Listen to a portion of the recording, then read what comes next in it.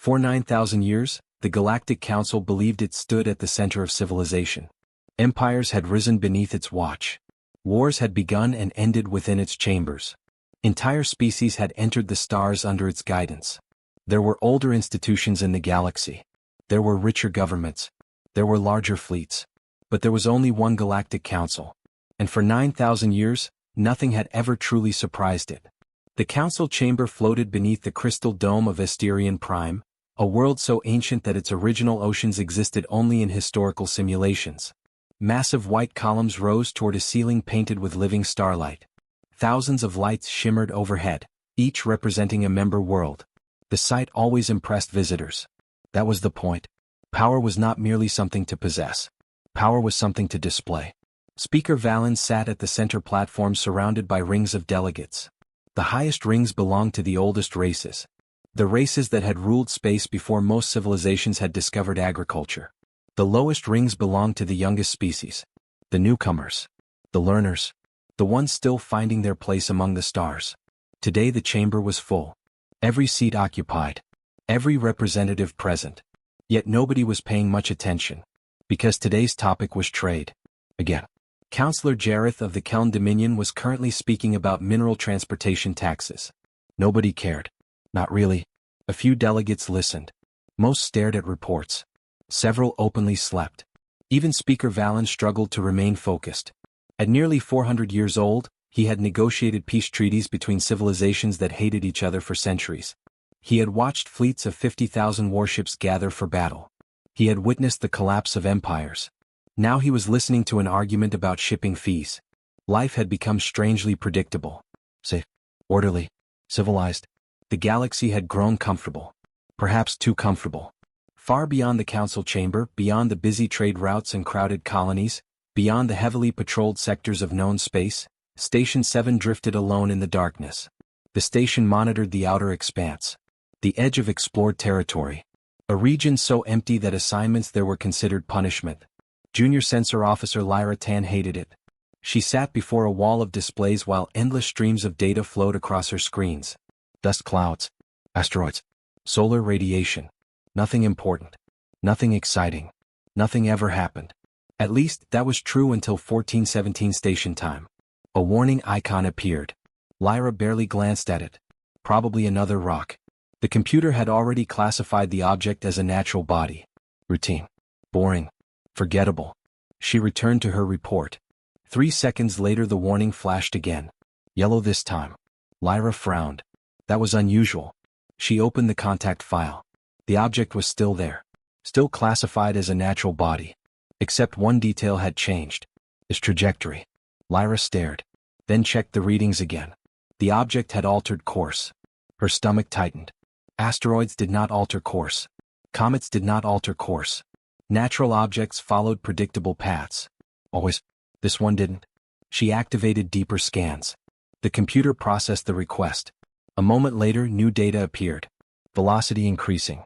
Acceleration detected. Course adjustment confirmed.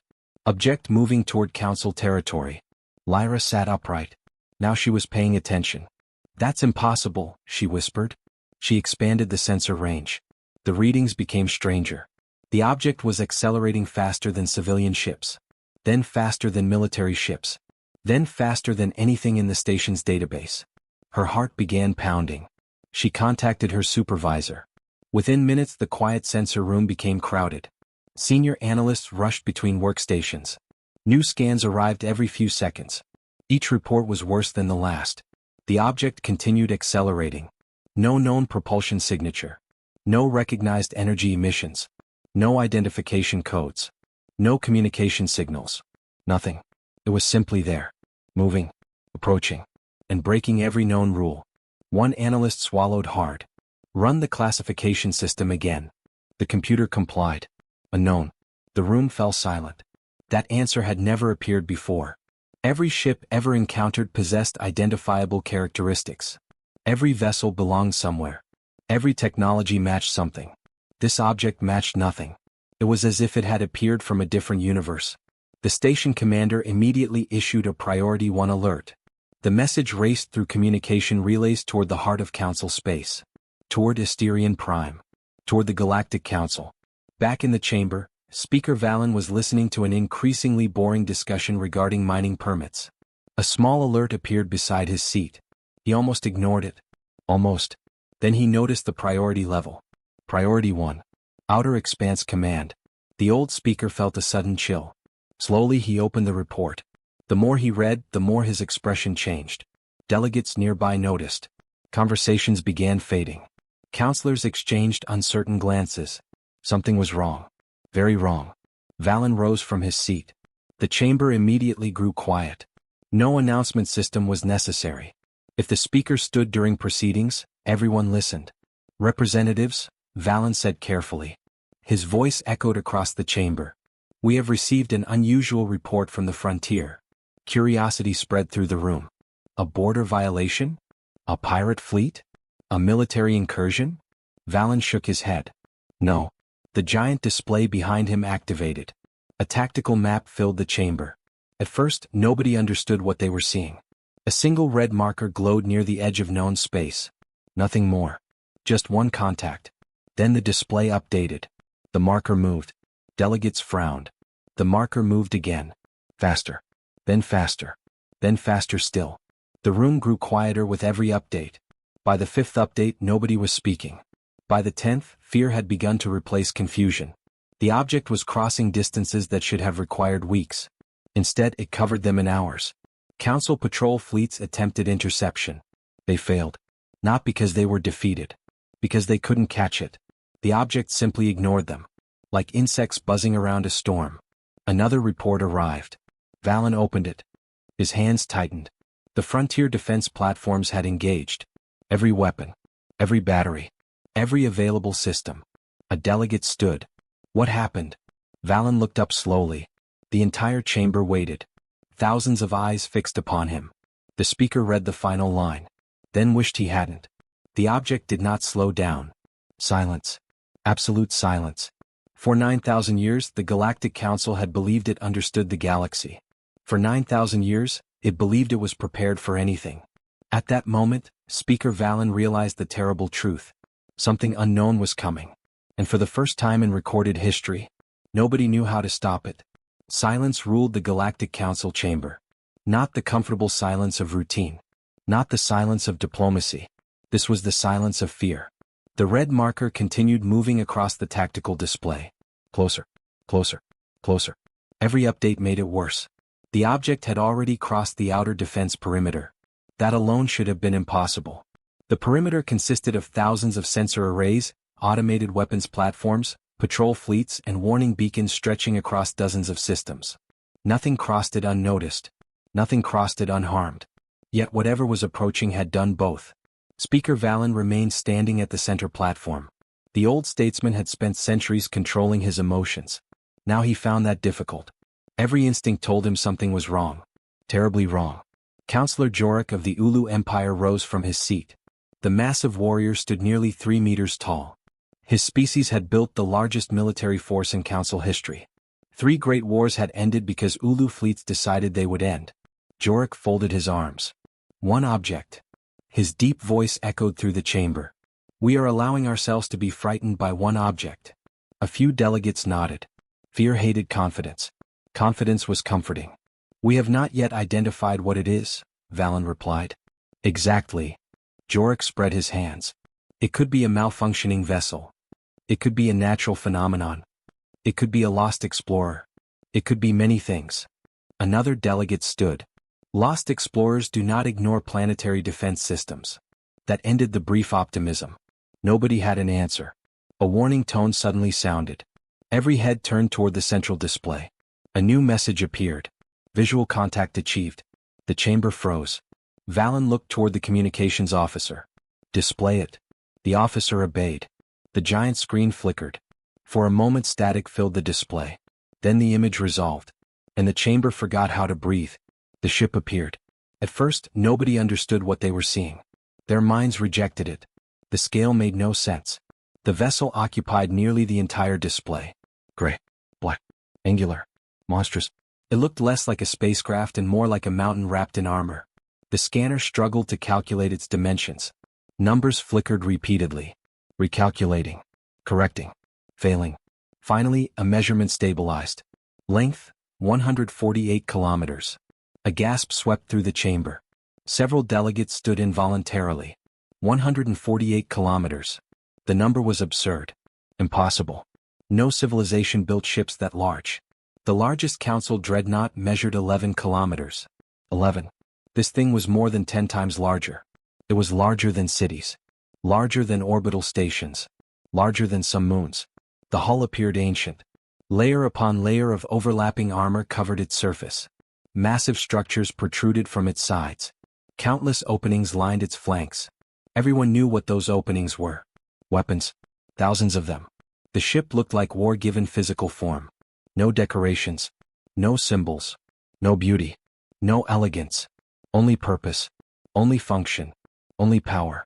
The oldest races stared in disbelief. Their vessels were designed to inspire. This vessel was designed to survive. There was a difference. A terrifying difference. Counselor Jorik slowly sat down. For the first time since anyone could remember, the great warrior looked uncertain. Who builds something like that? Someone whispered. Nobody answered. Because nobody knew. The communications officer interrupted. Speaker. Valen turned. What is it? The officer swallowed. The vessel is receiving our transmissions. Good. However. The officer hesitated. It is not responding. The chamber darkened further. They had transmitted warnings.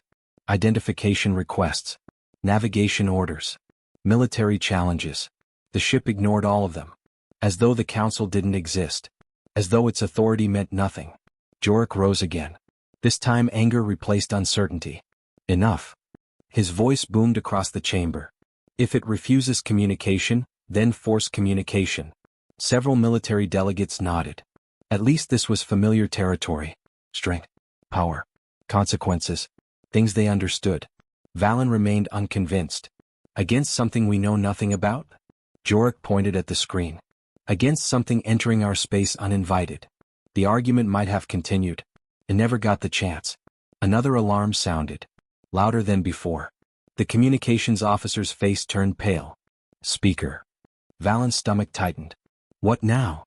The officer looked at the screen. Then back at Valen. Then back at the screen again. It has changed course. The chamber went still. Toward where? Valen asked. The officer swallowed. Us. For a moment nobody understood.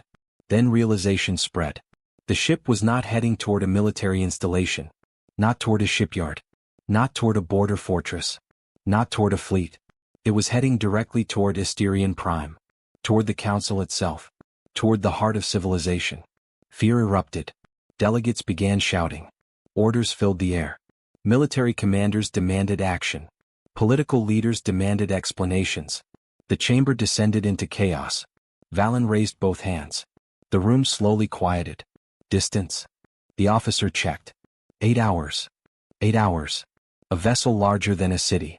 A vessel immune to their defenses. A vessel carrying enough weapons to conquer worlds. 8 hours away. Then another transmission arrived. The officer blinked. Confused. Then surprised. Then afraid. Speaker. What? The vessel is transmitting. The chamber instantly fell silent. Every eye locked onto the officer. Valen stepped forward. Audio. The officer shook his head. No. Then what? The officer's voice trembled. It isn't a message. The giant display changed. A symbol appeared. Simple. White. Centered against a black background. Nobody recognized it. No language database matched it. No archive contained it. The symbol remained visible for several seconds. Then vanished. A second symbol appeared. Then a third. Then a fourth. The chamber watched in complete silence. The symbols continued. A pattern emerged. The translation systems activated automatically. Trying. Failing. Trying again. Minutes passed. Finally, one of the oldest linguistic AIs in the Council network succeeded. The symbols transformed into words. The chamber stared. A single sentence appeared. We are coming to talk. Nobody moved. Nobody spoke. For some reason, those 4 words frightened Speaker Valen more than the warship itself. Because warships made sense. Threats made sense. Demands made sense. But a vessel powerful enough to ignore the entire Galactic Council. A vessel large enough to conquer empires. A vessel that arrived without warning after hiding for who knew how long. And all it wanted was to talk. That was the truly frightening part. Because if something that powerful wanted only conversation, what would happen if it ever wanted something else? The ship continued approaching. The giant gray monster crossed another defense line without slowing. And for the first time in 9,000 years, the rulers of the galaxy waited for someone else's arrival. Not as hosts. Not as judges. Not as masters. But as nervous spectators watching history come directly toward them. 8 hours away. And closing. The impossible ship arrived exactly 8 hours later. Not early. Not late. Exactly on schedule. That detail frightened Speaker Valen more than he cared to admit. It suggested discipline. Precision. Control. The traits of a civilization that knew exactly what it was doing. Across Asterion Prime, defense fleets gathered in orbit. Thousands of warships surrounded the capital world. Planetary shields activated. Orbital weapons armed. Emergency crews stood ready. For the first time in centuries, the Galactic Council had placed its military on full alert. And none of it made anyone feel safer. The giant vessel emerged from fold space less than 1,000,000 kilometers from the planet. The moment it appeared, every scanner on Asterion Prime locked onto it. The readings made no sense. The ship was even larger than initial estimates. 148 kilometers of armor, weapons, engines, and unknown technologies. It drifted silently above the planet. Patient. Still. Like a predator watching prey. Yet it made no hostile move. No weapons charged. No fighters launched. No threats transmitted. It simply waited. The waiting was somehow worse. Inside the council chamber, every seat was occupied. No delegate had left. No representative dared miss what happened next. Speaker Valen sat at the center platform, studying the enormous image of the vessel suspended above the chamber. Around him, thousands of eyes remained fixed on the display. Everyone was thinking the same thing. Who are they? The answer arrived 37 minutes later. A communications officer suddenly stood. Speaker. Valen looked up. The vessel is opening a channel. The room froze. Every conversation stopped. Every movement ceased. Valen rose slowly. Put it through. The officer obeyed. The display flickered. The image of the warship disappeared. For a brief moment, static filled the screen. Then the picture cleared. And confusion swept through the chamber. The being standing before them was not what anyone expected. It wasn't enormous. It wasn't terrifying. It wasn't covered in armor. It wasn't even particularly intimidating. The creature stood inside a simple gray room. 2 arms. 2 legs. 1 head. A fairly common body structure throughout the galaxy. Its skin was light brown. Dark hair covered the top of its head. Its clothing was plain and functional. No decorations. No visible weapons. No signs of rank beyond a small insignia on its chest. Most surprising of all, it looked calm. The being studied the council with steady eyes. Not arrogant. Not frightened.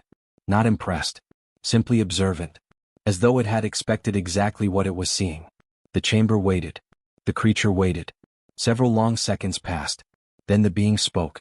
The sounds were unfamiliar. Strange. Sure. The translation systems immediately began working. A heartbeat later, words filled the chamber. My name is Captain Sarah Akafer. The voice was clear. Steady. Controlled. I am commander of the vessel currently in orbit above your world. Nobody interrupted. Nobody breathed. We come from a planet called Earth. Pause. We call ourselves human. Silence followed. The word meant nothing. Earth meant nothing. Human meant nothing. No records existed. No maps contained such a world. No databases recognized the species. It was as if an entirely new civilization had simply appeared from nowhere. Speaker Valen finally found his voice. I am Speaker Valen of the Galactic Council. The human inclined her head slightly. The gesture seemed respectful, though not submissive. Valen noticed the distinction immediately. You have entered Council territory without permission, he said carefully. You crossed military borders. You ignored communications. You bypassed our defenses. His eyes narrowed. Why have you come? For the first time, the human's expression changed. The corners of her mouth lifted slightly. Later, historians would learn that humans called it a smile. At that moment, it looked almost predatory. We came to talk. The chamber remained silent. Akafer continued. We came peacefully. A murmur spread through the delegates. Peacefully? The enormous warship hanging above their world suggested otherwise. Counselor Jorik rose immediately. His patience had long since vanished. Peacefully? His voice echoed through the chamber. You arrive in the largest warship ever seen. You cross our borders. You ignore our warnings. And now you claim peaceful intentions? His eyes hardened. Do you take us for fools? The human turned toward him, studied him, measured him, then nodded. That is a reasonable question. The honesty surprised everyone. Yes, Akafor continued. My ship is a warship. A stunned silence followed. No denial. No excuse. No diplomacy. Just truth. It is the largest warship humanity has ever built. Even Jorik seemed momentarily caught off guard. Then why bring it? Valen asked. If your intentions are peaceful. The human became quiet. For several seconds she seemed to consider her answer carefully. When she finally spoke, her voice remained calm, almost gentle, and somehow that made the words even more frightening. Because we have learned something. The chamber listened. We have learned that weak people are rarely heard. Akafor's eyes swept across the delegates. We have learned that powerful civilizations often mistake kindness for weakness. She paused. So we did not come weak. The words settled over the chamber like cold rain. No threats. No boasting. Just a statement. A simple explanation. The honesty made it difficult to dismiss. We are not here to join your council, Akafor continued. We are not seeking membership. We are not seeking trade agreements. We are not asking for protection. Confusion spread. Then why come? The human answered before anyone asked. We came to establish a border. The display behind her changed. A star map appeared. The chamber leaned forward. A region of unexplored space lit up. Hundreds of systems. Thousands of worlds. An enormous section of the outer dark. The area glowed bright blue. Akafor pointed toward it. This is ours. Silence.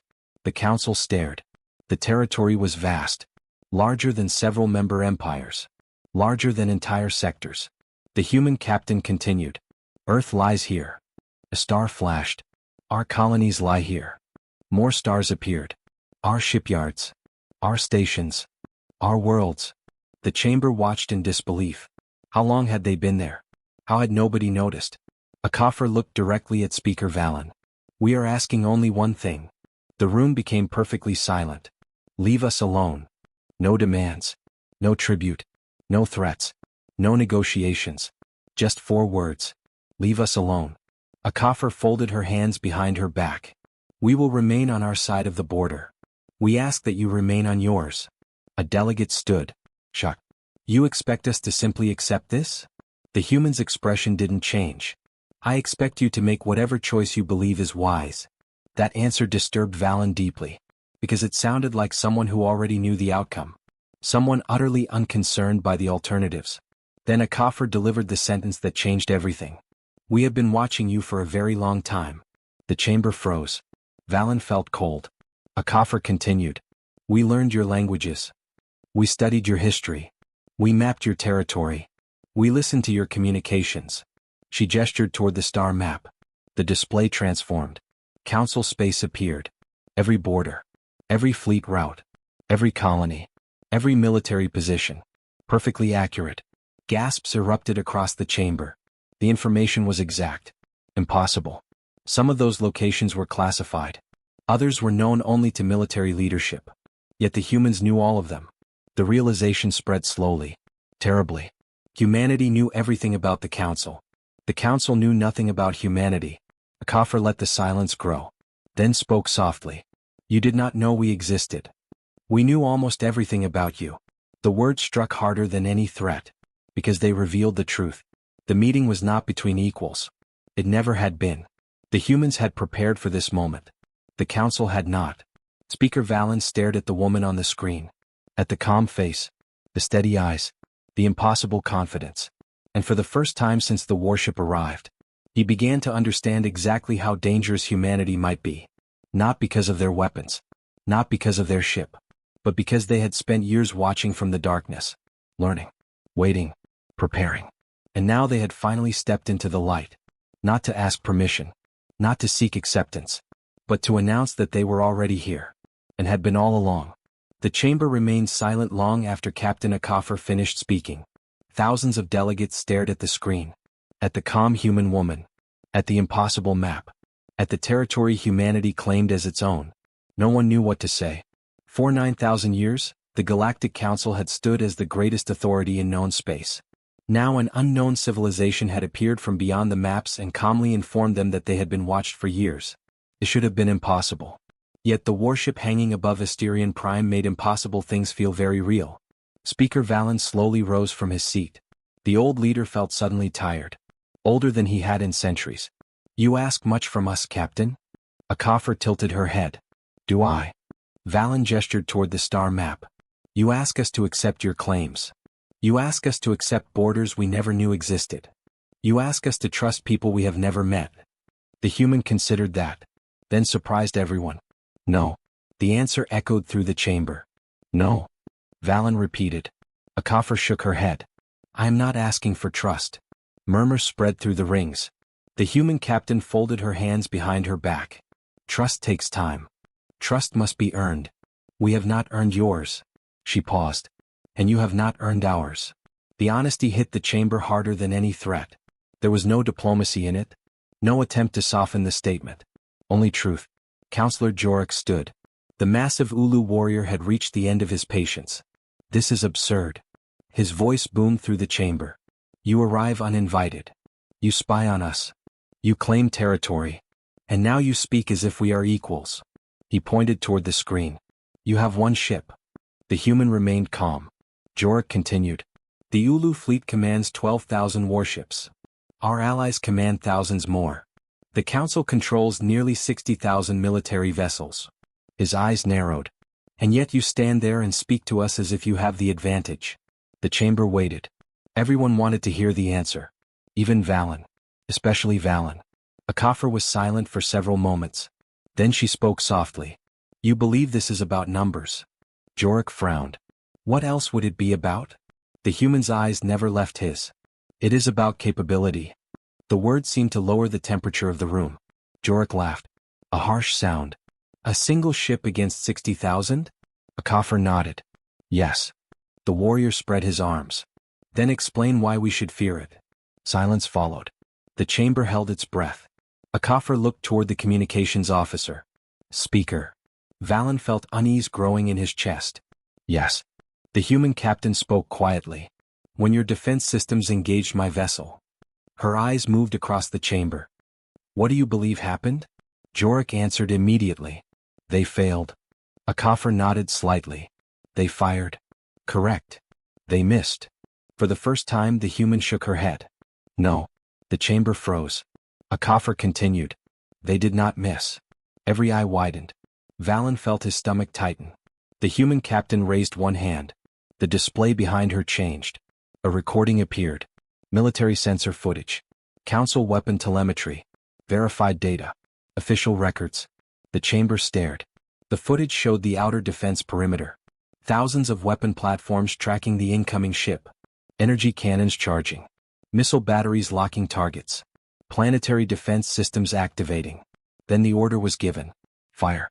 The darkness exploded. Energy lances brighter than stars crossed the void. Missiles streaked forward by the thousands. Entire defense networks unleashed their full strength. The attack struck the human vessel directly. Not near it. Not around it. Directly. Perfect hits. Perfect targeting. Perfect impacts. The chamber watched in complete silence. Explosions covered the enormous hull. Shockwaves expanded through space. Sensors overloaded. Then the fire faded. The smoke cleared. And the ship continued moving. Unchanged. Unaffected. Untouched. A gasp swept through the chamber. Several delegates stood involuntarily. Others simply stared. Unable to process what they were seeing. The human vessel hadn't even altered course. It hadn't accelerated. It hadn't maneuvered. It hadn't defended itself. It simply ignored the attack. As if the Council's greatest weapons didn't exist. Akafor allowed the silence to grow. Then she spoke. Your weapons functioned exactly as designed. The recording ended. The giant warship remained on the display. Perfect. Full. Untouched. Jorek's face had lost all color. Impossible. The word escaped before he could stop it. Akafor nodded. From your perspective. The simplicity of the answer terrified the chamber. Valen looked around the rings. Fear had arrived. Real fear. Not panic. Not yet. Something worse. Understanding. For the first time, the council was beginning to understand exactly how far behind humanity might be. Akafar's expression softened slightly. Oddly, she didn't seem proud. She didn't seem triumphant. If anything, she looked disappointed. As though she hated this part of the conversation. Speaker Valen.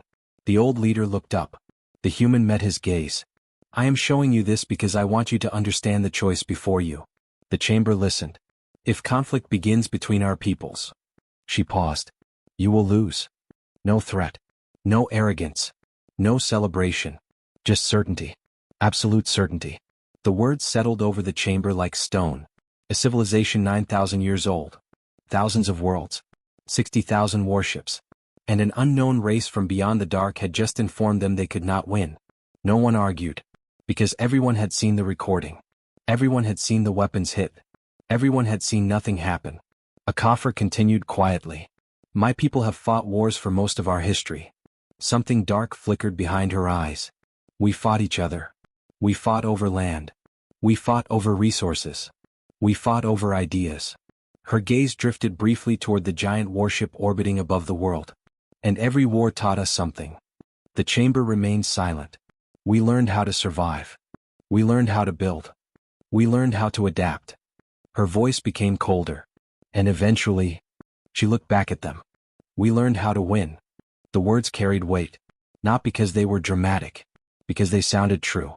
Speaker Valen slowly stood. The old leader suddenly understood something terrifying. Humanity wasn't asking for surrender.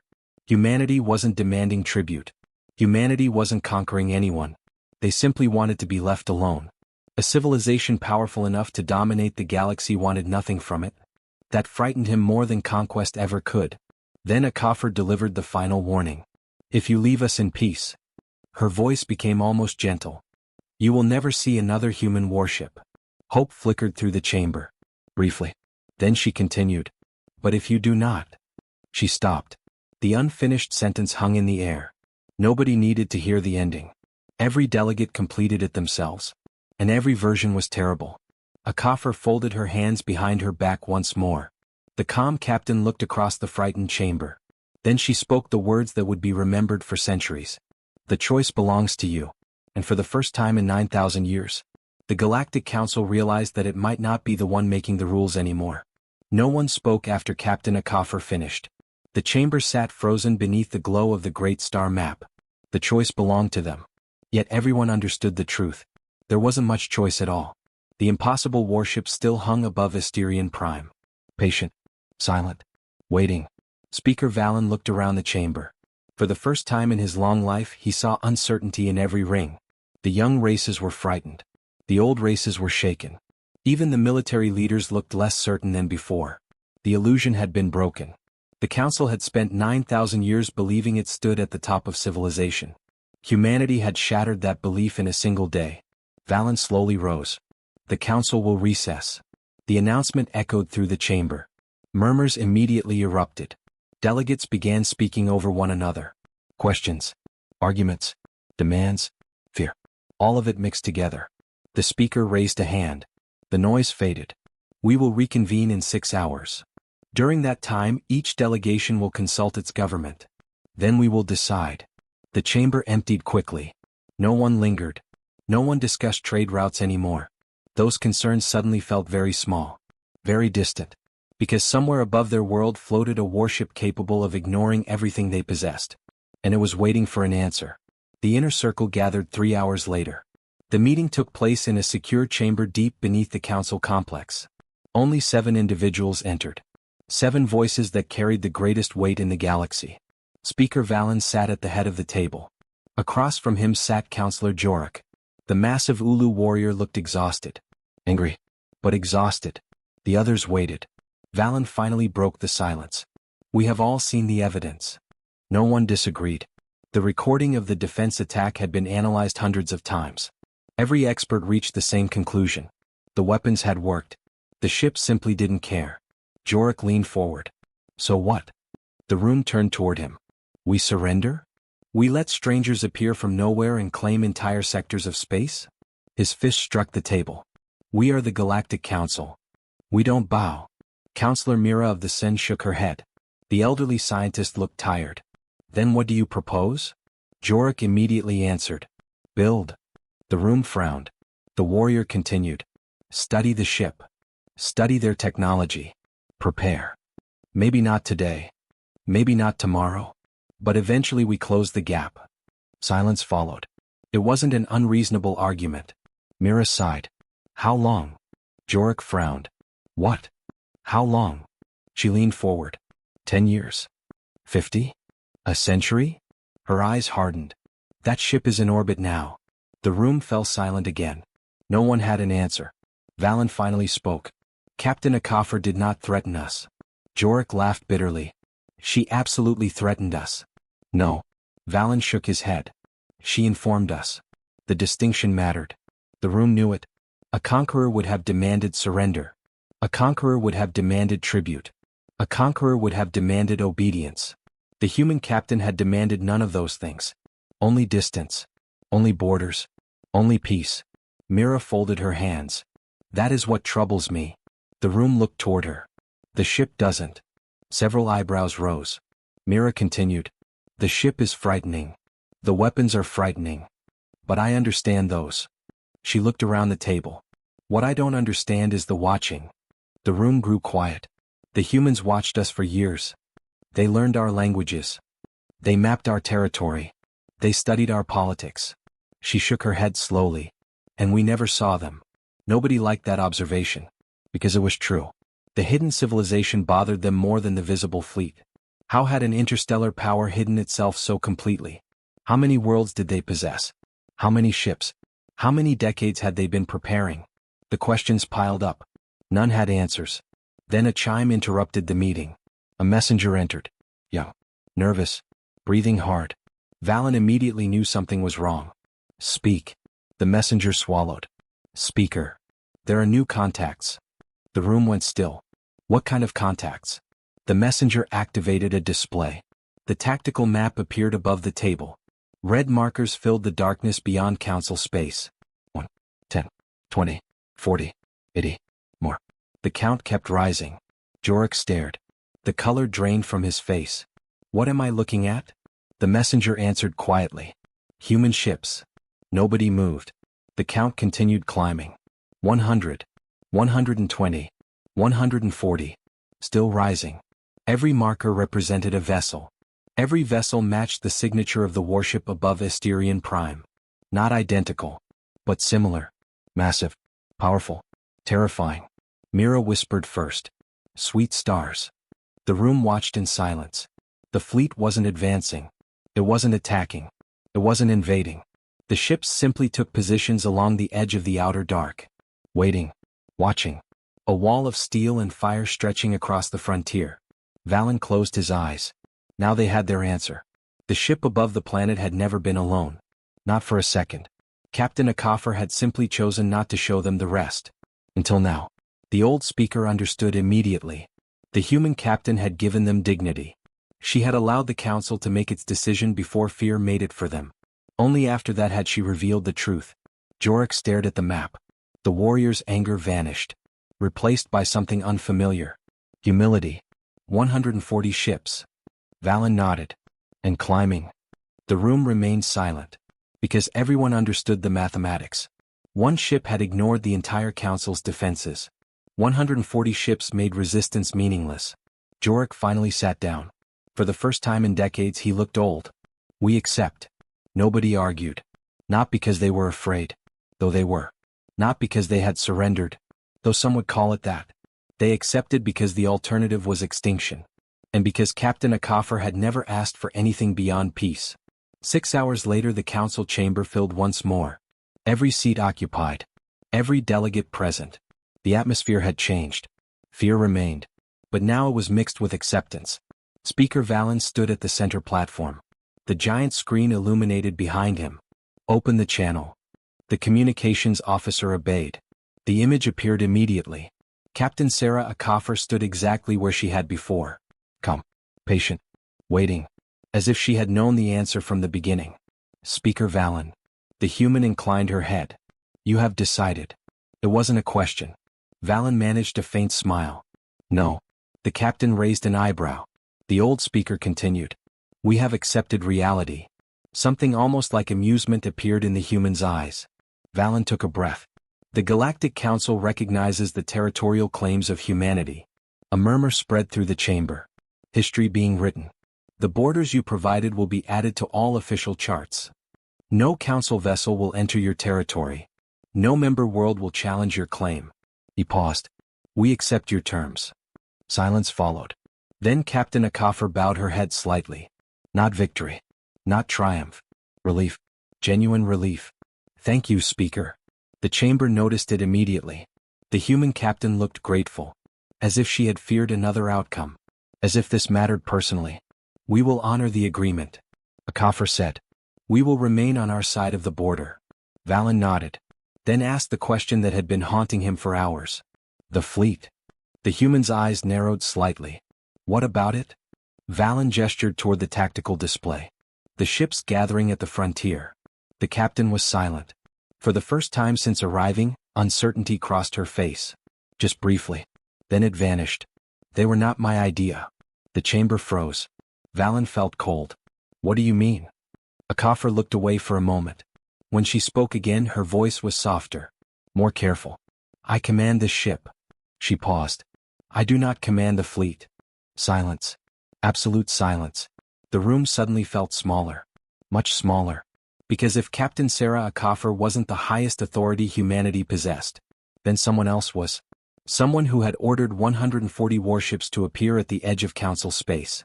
Someone who believed peace required a demonstration of fear. Someone who was watching this conversation. The captain met Valen's eyes. And for the first time since the impossible ship arrived, she looked worried. Remember something, Speaker? Her voice was quiet. The people behind that fleet trust far less easily than I do. The room became perfectly still. Valen slowly understood. The woman who frightened the galaxy might be the kindest human they would ever meet. And that realization terrified him more than the fleet itself. Peace settled across the frontier. At least, that was what the official record said. For 2 years no shots were fired. No fleets crossed borders. No worlds burned. No treaties collapsed. The agreement between humanity and the Galactic Council held. On paper. In reality it was a strange kind of peace. A nervous peace. A peace built on caution rather than trust. The human border appeared on every star chart in Council space. A vast region of darkness surrounding a world no Council citizen had ever seen. Captains learned the line by heart. Navigation academies taught it. Military commanders memorized it. The instruction was simple. Stay away. And most ships did. Stories spread among traders and explorers. Stories of enormous gray vessels waiting silently near the frontier. Stories of scanners that appeared from nowhere. Stories of unseen patrols watching every movement near the border. No one could prove the stories. That only made them stronger. Speaker Valen often thought about Captain Akafor. He had not spoken with her again. Yet her final words remained in his thoughts. The people behind that fleet trust far less easily than I do. The old speaker found those words increasingly difficult to forget. Because they implied something dangerous. Something hidden. Humanity was not united. At least not completely. There were disagreements. Different voices. Different visions. The fleet at the border existed because someone other than Akafor wanted it there. Someone harder. Someone more suspicious. Valen hoped he would never meet those people. 2 years later that hope ended. The survey vessel Pathfinder was old. Slow. Unremarkable. Its captain was young. Captain Talon Varys had commanded the vessel for only 8 months. Like many young explorers, he possessed a dangerous combination of confidence and ambition. He wanted discoveries. He wanted recognition. Most of all, he wanted his name remembered. The mission seemed simple. A dead star system near the outer dark had begun producing unusual energy readings. The Council wanted fresh scans. Nothing more. Nothing dangerous. The region sat near the human border. But according to official charts, it remained safely inside Council territory. Talon checked the maps personally. Twice. Everything looked correct. The mission proceeded. The Pathfinder crossed system after system. Nothing unusual occurred. Then a problem emerged. A very small problem. One impossible to detect. One mistake hidden deep inside decades-old navigational data. The border charts were wrong. Not by much. Only a fraction of a degree. An error that had existed for generations. An error nobody noticed because nobody had reason to travel so far into the outer dark. The mistake shifted entire systems slightly from their true positions. The Dead Star Talon wanted to survey sat outside human territory on Council maps. In reality, it sat just inside. Captain Talon never knew. The Pathfinder crossed the border at 7:13 ship time. No alarms sounded. No warnings appeared. Nothing suggested anything had changed. The crew continued their work. 3 hours later, human patrol ships arrived. The first sign was a sensor alert. 1 contact. Then 3. Then 5. Large contacts. Very large. Talon frowned at the display. The ships seemed to appear from nowhere. One moment the scanners were clear. The next they were surrounded. Gray vessels emerged from the darkness. Silent. Motionless. Watching. The bridge grew quiet. Everyone recognized the design. Human. Talon swallowed. Open a channel. A signal arrived before he could transmit. A human face appeared on the main display. Not Captain Akafer. Not calm. Not friendly. The individual wore a dark uniform. No smile. No warmth. Only professionalism. You have entered restricted space. The voice was flat. Emotionless. Talon blinked. There must be a mistake. The human didn't react. You are currently 38,000 units inside human territory. Talon stared. That's impossible. The officer's expression remained unchanged. Your charts are incorrect. The words struck the bridge like a hammer. Talon immediately transmitted navigation records. Survey permits. Council authorizations. Everything. The human reviewed them. Then nodded once. Your charts are outdated. Pause. You entered human territory 3 hours and 14 minutes ago. Talon felt his stomach tighten. We had no intention of violating your border. I believe you. The answer surprised him. The human officer continued. Turn around. Leave immediately. You will not be harmed. Relief spread across the bridge. The situation seemed manageable. An honest mistake. Nothing more. Then pride intervened. Talon had spent months preparing for this mission. Months.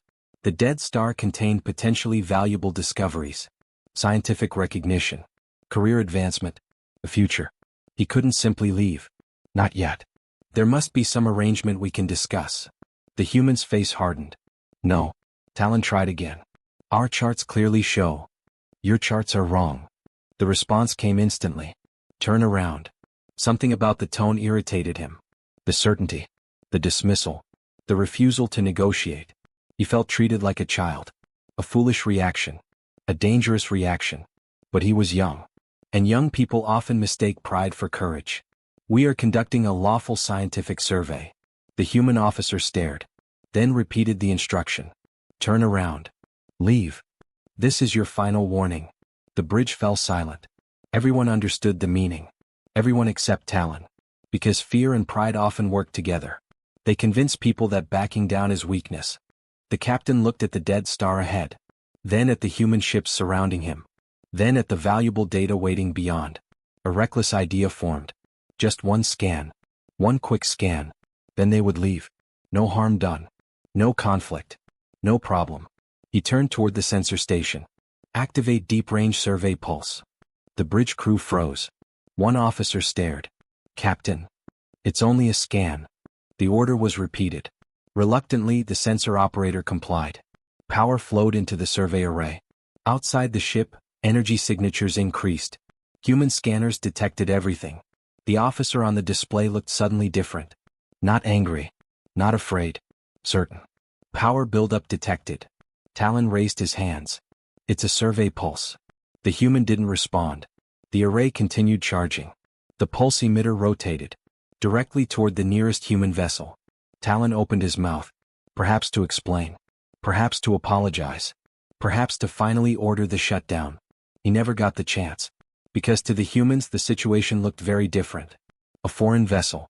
Inside restricted territory. Ignoring repeated orders. Powering up an unknown system. Aiming it directly at a patrol ship. The response came instantly. One flash. One pulse of light. One shot. The Pathfinder vanished. No battle. No warning. No second chance. 12 lives ended in less than a heartbeat. The 5 human patrol vessels remained motionless for several seconds. Then turned. Then disappeared back into the darkness. Silent as ever. The border remained. The peace remained. But something important had changed. The first crack had appeared. And soon the entire galaxy would feel it. The news reached the Galactic Council 4 days later. For long days. 4 days of confusion. 4 days of rumors. 4 days during which 12 families waited for messages that would never come. When the official report finally arrived, the council chamber filled within hours. Every seat was occupied. Every delegation present. The atmosphere felt different than it had 2 years earlier. Then they had feared humanity. Now they were angry. Anger was easier than fear. Anger gave people something to hold. Something to blame. Speaker Valen sat at the center platform. Age weighed heavily upon him now. The years had bent his shoulders and slowed his movements. Yet his eyes remained sharp. And those eyes were fixed on the report floating before him. The facts were clear. Painfully clear. A council survey vessel had entered human territory. 12 crew members were dead. The peace had been tested. The question facing the chamber was simple. Had it been broken? Counselor Jorek stood before anyone else could speak. Time had aged him. It had not softened him. I warned this chamber. His voice thundered across the rings. I warned all of you. The chamber remained silent. Jorek pointed toward the central display. 12 dead. 12. His fist clenched. We accepted their terms. We respected their borders. We changed our charts. We stayed out of their territory. And this is what our peace earned us. Murmurs spread through the chamber. Many delegates agreed. Many wanted someone to blame. Humanity seemed an obvious choice. Jorek's voice rose. They have shown us who they truly are. A species that rules through fear. A species that answers mistakes with death. The chamber grew louder. Anger fed anger. Fear fed anger. The atmosphere darkened. Then Speaker Valen stood. The old leader raised a hand. The room slowly quieted. Not because they agreed with him. Because they respected him. Valen waited until complete silence returned. Then he spoke. You are wrong. The words hit the chamber like a shockwave. Jorek stared. Several delegates looked genuinely surprised. Valen rarely spoke so directly. The old speaker nodded toward the communications officer. Show them. The great display activated. 2 maps appeared. Side by side. The first map was the original council navigation chart. The second was the updated human chart received 2 years earlier. The difference was tiny. Almost invisible. Yet it changed everything. The Dead Star system sat outside the border on one map. Inside the border on the other. Gasps spread through the chamber. Valen continued. The Pathfinder entered human territory. Jorek frowned. By accident. Yes. Valen nodded. By accident. The old speaker's expression hardened. But accidents do not change facts. The chamber grew quiet again. The report continued scrolling across the display. Sensor logs. Communication records. Patrol transcripts. Everything. Nothing hidden. Nothing altered. Valen gestured toward the evidence. Read it. The delegates obeyed. They read the warnings. The requests to leave. The explanations. The repeated instructions. Then they reached the final section. Survey array activation. Target lock orientation. Energy buildup detection. A silence settled across the chamber. A heavier silence than before. Because everyone understood what had happened. Captain Talon had activated an unknown system. Inside human territory. After multiple warnings. And aimed it directly at a human vessel. To him it had been a scientific scan. To the humans, it looked like a weapon. Valen finally spoke. I have read these logs 14 times. His voice carried through the chamber. I searched for the moment humanity became the villain. The old speaker looked around the rings. I could not find it. The statement hurt. That was why it mattered. Jorek looked away. Because deep inside he already knew. He was a warrior. He had commanded fleets. He knew exactly what he would have done in the same situation. A foreign vessel. Inside restricted space. Ignoring orders. Powering an unknown device. Aiming it at one of his ships. He would have fired too. Many commanders would have. Perhaps all of them. Valen sighed. Talon made mistakes. The old speaker's voice softened. He was young. He was ambitious. He was frightened. And now he is dead. The chamber remained silent. No one argued. Because the truth had become difficult to escape. Then another voice interrupted. A communications officer rose suddenly. Speaker. Valen turned. What is it? The officer looked startled. An incoming transmission. The chamber froze. Everyone already knew who it was. The officer swallowed. The human vessel in orbit. The room became perfectly still. For 2 years, the giant warship had remained above Asterion Prime. Watching. Waiting. Silent. Now it wished to speak. Valen closed his eyes briefly. Then nodded. Opened the channel. The screen changed. A familiar gray room appeared. And standing within it was Captain Sarah Akafer. She looked older. Tired. Lines marked her face that had not existed before. But her eyes remained the same. Steady. Honest. Human. The chamber watched. Akafer looked directly at Speaker Valen. And spoke immediately. I am sorry. The words stunned everyone. No defense. No justification. No political maneuvering. Just sorrow. Real sorrow. The chamber didn't know how to react. Valen studied her carefully. You did not fire the shot. No. Akafer nodded. I did not. She paused. And if I had been there, the Pathfinder would have returned home. The chamber stirred. Several delegates sat forward.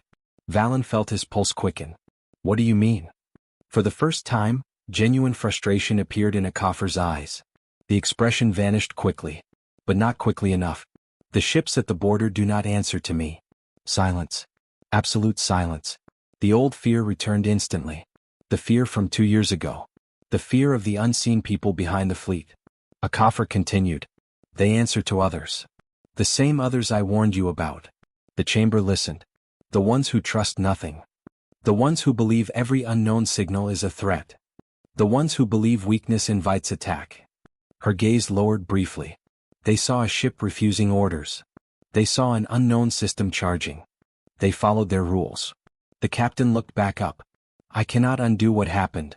The honesty hurt. Because it sounded true. Valen spoke carefully. Many in this chamber believe humanity has broken the peace. Akafer nodded. I know. She looked around the chamber. And some of them want that to be true. The statement hit harder than expected. The captain continued. Because anger is simpler than grief. The chamber became silent again. No one liked hearing it. Especially because it was correct. Akafer folded her hands behind her back. Captain Talon made mistakes. Her voice softened.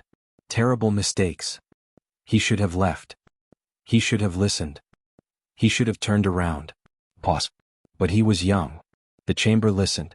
And young people believe they have more time than they do. For a moment, genuine sadness crossed her face. Then it vanished. The captain looked directly at Speaker Valen. I have come with a request. The old speaker nodded. What request? Akafer answered immediately. Fix your maps. Confusion spread. The captain continued. Every chart. Every navigation system. Every patrol route. Every academy. Her voice grew firmer. Fix them all. The display behind her changed. Accurate border coordinates appeared. Down to the smallest measurement. We will provide every update. Every correction. Every survey. She paused. Make sure this never happens again. Valen stared at the coordinates. 12 lives had died in the gap between 2 maps. 2 versions of reality. One wrong. One right. The difference seemed small. The cost had not been. Then Akafer spoke the words that truly silenced the chamber. Help me. The delegates froze. Akafer looked exhausted suddenly. Not physically. Emotionally. As though she had carried something heavy for a very long time. Help me keep this peace alive. The room listened. Because for the first time they understood something terrifying. The peace between humanity and the Council did not exist because of treaties. It did not exist because of borders. It did not exist because of fear. It existed because one woman kept fighting to preserve it. And one day, she would not be there. Akafer met Valen's eyes. And delivered the warning he would remember for the rest of his life. I stopped others from answering the Pathfinder with a fleet. The chamber went cold. Nobody moved. Nobody breathed. Akafer continued quietly. They wanted retaliation. They wanted a lesson. They wanted a world. Her voice became almost a whisper. I stopped them. Silence. Pure silence. The delegates stared. A single survey ship. One mistake. And somewhere beyond the darkness, powerful humans had nearly answered it with planetary conquest. Akafer looked away briefly. Then back. It took everything I had. The chamber understood. The woman they feared most was the woman protecting them. And she was tired. Very, very tired. I cannot hold them forever. The words settled over the chamber like a death sentence, because everyone understood what they meant. One day Captain Sarah Akofer would lose. One day she would retire. One day she would die. And when that happened, the harder humans would still remain. The channel closed moments later. The screen went dark. Nobody spoke. Nobody moved. Speaker Valen sat in silence. Because the truth had finally become clear. The peace between two civilizations rested on the shoulders of one exhausted captain. And that was not a stable foundation for the future. 11 years passed. The peace survived. Against all expectations it survived. The borders held. No ships crossed the line. No worlds burned. No fleets mobilized. Human territory remained closed. Council territory remained respected. Trade flourished. Civilizations grew. Children were born who knew humanity only as a distant mystery beyond the outer dark. For many the fear began to fade. For Speaker Valen it never did. The old leader had spent 11 years thinking about one sentence. I cannot hold them forever. Those words never left him. Not for a single day. And eventually the day he feared arrived. Valen died in the 11th year of the peace. He died quietly in his sleep beneath the crystal domes of Asterion Prime. The council mourned him for 9 days. Then life continued. As life always did. A new speaker was chosen. Her name was Doria Sin. A scholar. A diplomat. A student of history. She had spent years studying every record involving humanity. Every transmission. Every report. Every word Captain Akofer had ever spoken. She knew the story better than anyone alive. And because she knew it so well, she understood exactly how fragile the peace really was. That was why the transmission terrified her. The alert arrived during a routine council session. A human channel had opened. The chamber instantly fell silent. Human communications were rare. Extremely rare. In 11 years, Captain Akofer had spoken only twice. Both times, something terrible had happened. Doria immediately stood. Open it. The display activated. The chamber prepared itself for a familiar sight. The plain gray room. The tired captain. The calm eyes. Instead they saw someone else. The difference was immediate. Terrifyingly immediate. The figure standing before them was human. That much was obvious. 2 arms. 2 legs. 1 head. Yet everything else felt wrong. Where Akofer had appeared calm, this person looked cold. Where Akofer seemed thoughtful, this one seemed calculating. Where Akofer inspired trust, this one inspired caution. The human wore a dark uniform covered in symbols. Authority radiated from every movement. Power radiated from every glance. Most disturbing of all, the eyes. They were hard. The eyes of someone who had already made a decision. Speaker Doria felt cold. Identify yourself. The human studied her. Then answered. My name is Director Marcus Kane. The voice was sharp. Controlled. Dangerous. I represent the human strategic authority. The title meant nothing. The tone meant everything. Doria immediately asked the question everyone feared. Where is Captain Akofer? For the first time, something moved behind the human's eyes. Not grief. Not respect. Annoyance. Captain Akofer no longer commands the border fleet. The chamber froze. Doria's pulse quickened. What happened to her?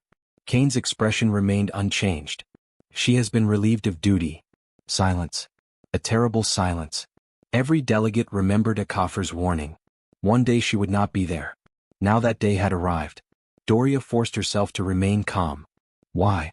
The answer came instantly. Because she remained in command too long. The human folded his hands behind his back. She grew attached. The chamber felt colder. Attached. Doria repeated. Kane nodded. She began viewing the council as partners. The word sounded almost offensive coming from him. That was a mistake. Murmurs spread through the chamber. The human continued. For 13 years, Captain Akofer pursued a policy of restraint. Patience. Accommodation. His eyes narrowed. Many within humanity no longer believe that policy serves our interests. The room went silent. Everyone understood exactly what he was saying. The harder humans had arrived. The people behind the fleet. The people Akofer had feared. And now one of them stood before the council. Speaking openly. Without apology. Without restraint. Doria sat perfectly still. State your purpose. Kane's expression almost resembled a smile. Almost. For 13 years humanity has observed your civilizations. The chamber listened. We have studied your governments. Your economies. Your militaries. Your technology. His gaze swept across the rings. And we have reached certain conclusions. Doria already knew she would hate those conclusions. The human continued. You are weak. The chamber erupted. Delegates leapt to their feet. Voices exploded across the room. Anger. Outrage. The noise became deafening. Kane waited patiently. Watching. Studying. As though observing animals. Eventually Doria restored order. The chamber fell silent once more. Kane resumed speaking. You mistake peace for strength. The human shook his head. It is not. His voice hardened. You spent 13 years obeying our borders. You altered your maps because we demanded it. You redirected fleets because we ordered it. You taught generations of captains to retreat when confronted by our vessels. The words struck the chamber like hammer blows. Every action taught us the same lesson. The human leaned slightly forward. When stronger powers speak, you obey. The room felt suffocating. Because buried inside the insult was a terrible truth. They had obeyed. Not because they wanted to. Because they had no alternative. Kane continued. Captain Akafor believed that was enough. The human's expression darkened.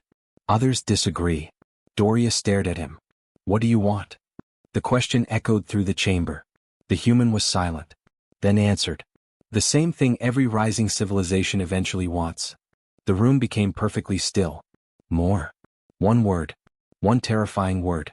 The delegates understood immediately. Territory. Resources. Influence. Control. Humanity no longer wished to be left alone. Humanity wanted expansion. And humanity possessed the power to achieve it. Doria felt ice spreading through her chest. For 13 years, Akafor had held back something. Now that something stood in front of them. And it wasn't pretending anymore. Kane looked around the chamber. At the frightened delegates. At the nervous speaker. At the civilization deciding whether it was prey. His next words changed everything. The stronger ship is going to begin making requests. The room froze. Requests. Not demands. Requests. The distinction somehow felt worse. Because everyone understood the truth. When a stronger ship makes a request, it isn't really a request at all. Kane's eyes hardened. And I strongly suggest that you continue the habits Captain Akafor taught you. The threat hung openly in the air. No subtlety. No diplomacy. No kindness. The mask had finally fallen. Humanity's darker face stood exposed. And for the first time since the impossible warship arrived 13 years earlier, the Galactic Council truly understood what Captain Sarah Akafor had been protecting them from. The monster behind the door had finally stepped through. And it was smiling. The chamber remained silent after Director Marcus Kane finished speaking. Not because anyone agreed. Not because anyone accepted his demands. But because fear had returned. Real fear. The kind that settles deep in the bones. For 13 years Captain Sarah Akafor had stood between two civilizations. Now she was gone. And the future she had warned about stood openly before them. Speaker Doria stared at the screen. At the hard-faced human. At the cold certainty in his eyes. And suddenly she remembered something from the old records. A question Speaker Valen had asked long ago. What do the people behind you truly want? At the time, Akafor had not answered. Now the answer stood before them. They wanted power. They wanted expansion. They wanted conquest. And they finally believed the moment had come. Doria rose slowly from her seat. You speak of strength. Kane's expression didn't change. Because strength matters. The speaker nodded. Yes. A few delegates looked surprised. Even Kane's eyes narrowed slightly. Doria continued. You are stronger than us. No one here denies that. The chamber listened carefully. Your ships are stronger. Your weapons are stronger. Your technology is stronger. She paused. But if strength alone decided history, no empire would ever fall. The room grew quiet. Kane folded his arms. You sound like Akafor. The name echoed through the chamber. For the first time, something changed in the human's expression. A brief flicker. Gone almost immediately. But Doria saw it. And so did several others. The mention of Akafor mattered. More than Kane wanted anyone to know. The speaker pressed forward. 13 years. She looked directly at him. You say Akafor was wrong. You say she grew soft. You say she should have been removed. Her eyes narrowed. Then answer something for me. Kane remained silent. If humanity was always certain we were weak. Doria stepped forward. Why wait 13 years? The chamber froze. The question landed. The human didn't answer immediately. That alone was revealing. Doria continued. If you truly believed conquest was inevitable, why send a coffer at all? Why negotiate?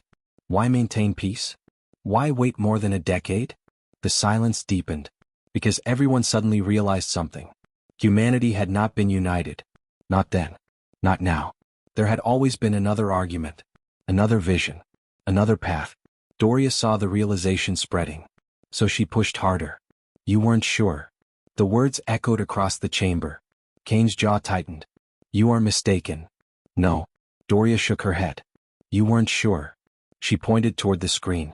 If you were certain, you wouldn't be talking to me. The chamber listened. You would already be taking what you wanted. A flicker crossed Kane's face. Tiny. Brief.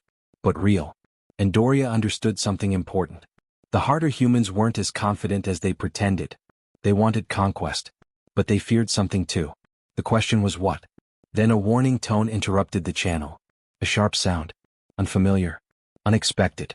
Kane turned immediately. For the first time, genuine surprise appeared on his face. What is this? The words weren't directed at the council. They were directed at someone off-screen. The chamber watched, confused. Then the display flickered. The image split. A second channel forced its way into the transmission. Another face appeared. Older. More tired. Brown skin. Dark eyes. Gray hair at the edges. And instantly every delegate recognized her. Captain Sarah Coffer. The chamber erupted. Dozens of delegates rose to their feet. Others simply stared.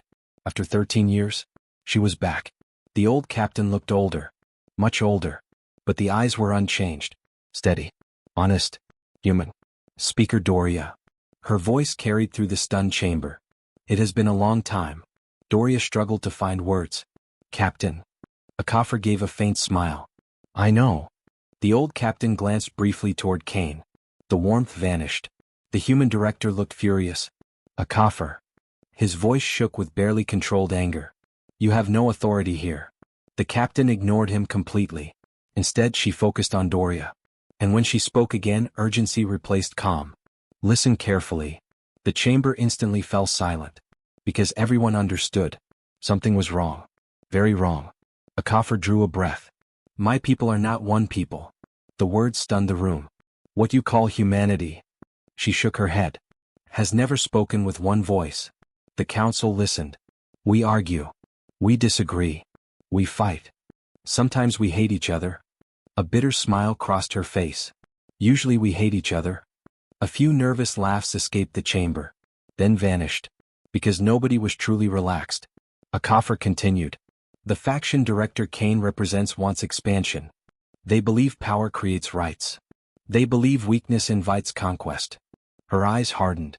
They believe your worlds belong to whoever is strong enough to take them. The room went cold. Kane said nothing. That silence confirmed everything. Then a coffer spoke the words nobody expected. They are preparing for war. The chamber froze. No one breathed. No one moved. The old captain continued. They believe the council will surrender. They believe your fleets cannot resist. They believe your worlds will submit one by one. Her expression darkened. They are probably right. The words hurt. Because everyone knew they were true. Humanity was stronger. Much stronger. A coffer looked directly at Doria. But they are wrong about one thing. The chamber waited. A coffer's eyes burned with determination. They believe humanity agrees with them. Silence. Pure silence. The captain shook her head. They are wrong. The words carried enormous weight. Millions of humans oppose this. Entire fleets oppose this. Entire worlds oppose this.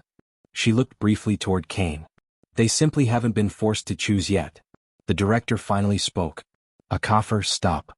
The fear in his voice shocked the chamber. Fear. Real fear. The hard human was afraid.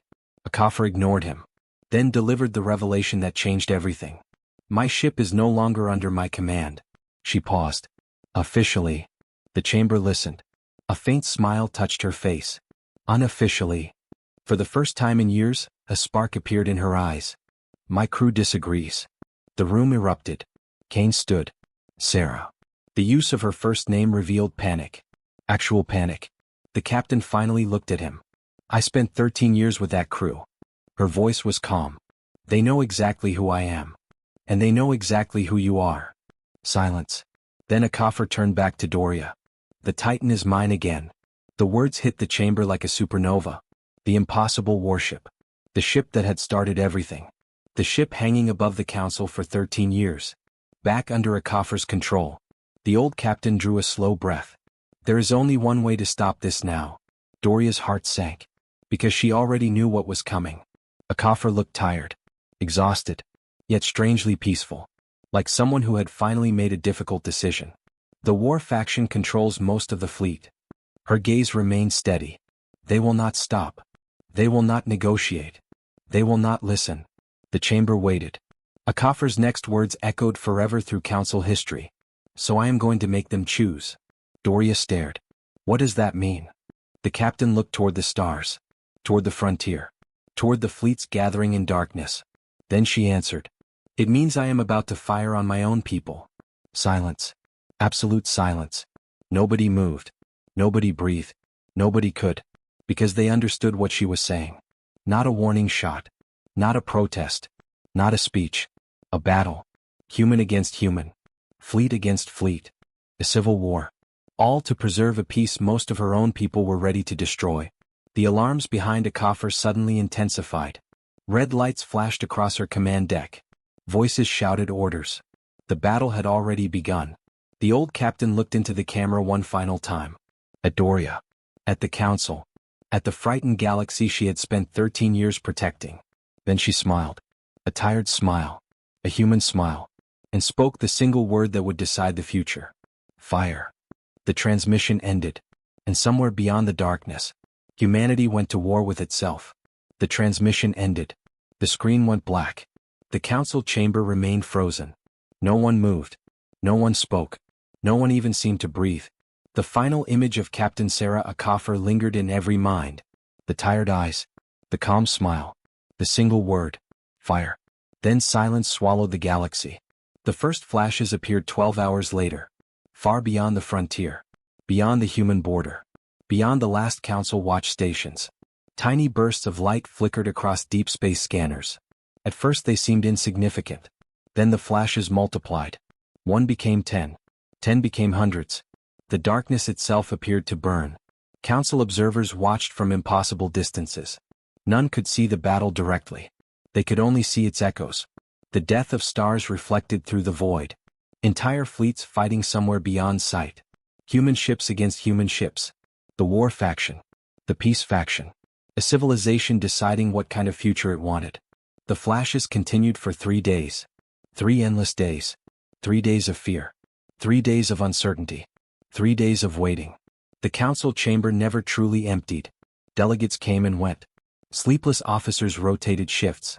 Speaker Doria remained at her seat. Sometimes she slept. Most times she simply watched. And waited. The same way Speaker Valen had waited 13 years earlier.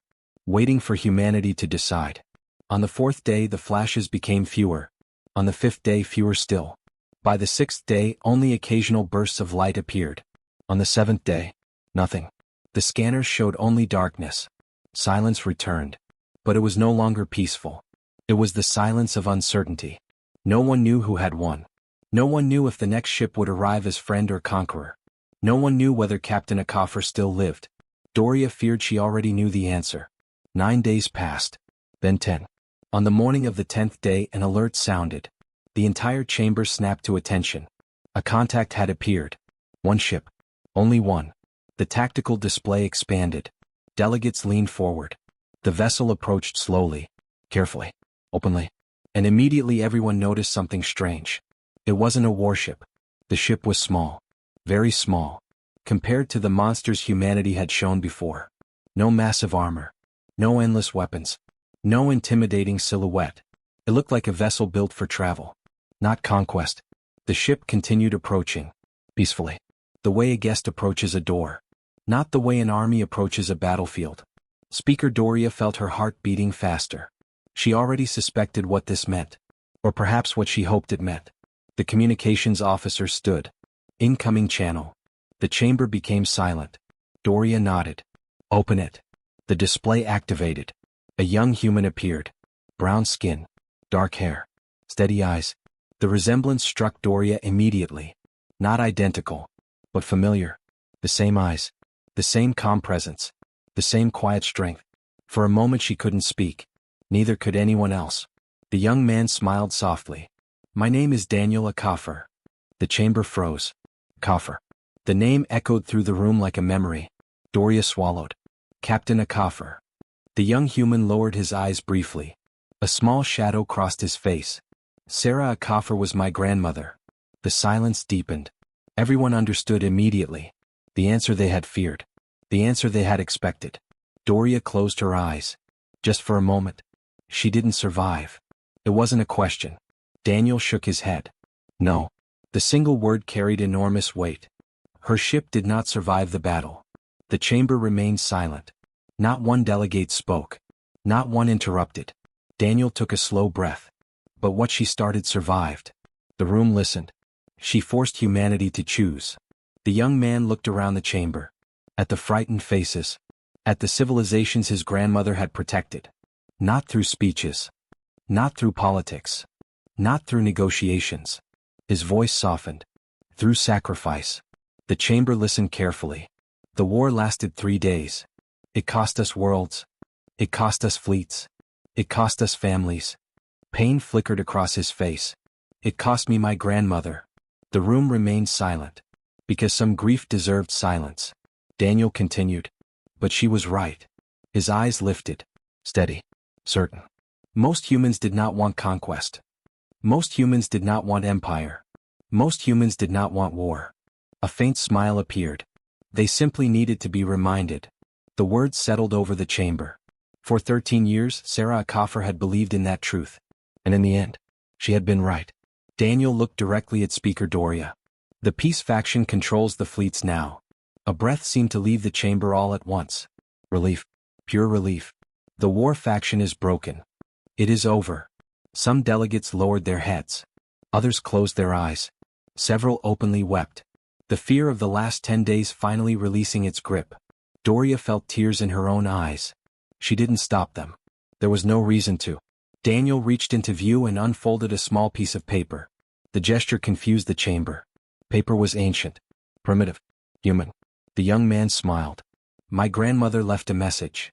His voice softened. She wrote it before the battle. The chamber listened. Every word mattered now. Daniel began reading. Tell them I was sorry I came in a warship. The room became perfectly silent. Tell them it was the only way they would have listened. His voice shook slightly. And tell them I regretted it every day afterward. Doria felt tears running freely now. She didn't hide them. Neither did many others. Daniel continued. Tell them the small ship has finally come. The young human lowered the paper. Then looked directly into the chamber. Across years. Across grief. Across history. Across the darkness between worlds. My grandmother said there was only one thing worth crossing the stars for. His voice became almost a whisper. Friendship. The word hung in the air. Simple. Small. Powerful. For 13 years humanity had asked only to be left alone. Now they were asking for something else. Something harder. Something braver. Connection. Trust. Friendship. Daniel straightened. On behalf of humanity. On behalf of Sarah Akafer. On behalf of everyone who had fought to preserve peace. He spoke the final words. We would like to be your friends. The chamber broke. Not into fear. Not into panic. Not into anger. Into emotion. Into relief. Into hope.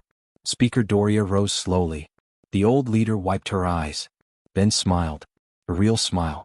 The first genuine smile the council had shared with humanity. Yes. Her voice trembled. The chamber listened. Sweet stars. She laughed through tears. Yes. The smile widened. Come in. The young human smiled back. Doria spread her arms toward the screen. Toward the small ship. Toward the future. You have traveled a very long way. Her voice echoed through the ancient chamber. Come in and be welcome. The channel remained open. Neither side hurried to end it. For a moment they simply looked at one another. Not as enemies. Not as rivals. Not as stronger and weaker civilizations. But as people. Two peoples who had crossed fear. Crossed misunderstanding. Crossed war. And arrived at something better. Far above Asterian Prime, the small ship drifted quietly against the stars. No weapons. No threats. No fleet. Just a visitor. The kind Captain Sarah Acoffer had wanted to send from the beginning. And inside the 9,000-year-old council chamber, a silence settled one final time. But it was no longer the silence of fear. No longer the silence of uncertainty. No longer the silence before war. It was the silence that comes just before a door opens. And this time, the door opened. For friendship. For understanding. For a future neither side could have reached alone. And somewhere beyond the stars, beyond history, beyond the long dark between worlds, the legacy of one tired captain endured. Not in fleets. Not in weapons. Not in victories. But in the simple courage to believe that peace was worth fighting for. And because she believed it, the galaxy did too.